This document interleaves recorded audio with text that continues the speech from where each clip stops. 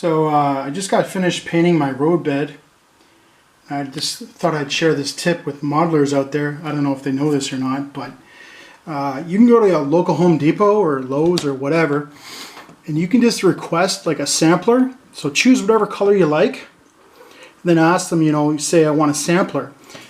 And you can get these samplers. It's 207 milliliters here of paint, color your choice, and I believe it was $5.62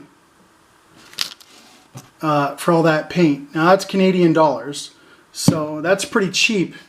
And when you compare it to like something you'd buy at the hobby shop, yeah, that is $9 plus tax.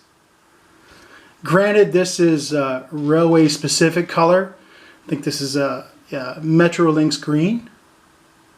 If you're looking for railway specific colors, yeah, you're forced into a hobby shop. But if you're just looking for, paint for your layout, like this roadbed, for example, any kind of shade of gray, just head over to Home Depot. You can get it for pretty cheap, a lot cheaper than the hobby shop anyway. Okay, so there's a tip. All right, we'll talk to you later. Bye.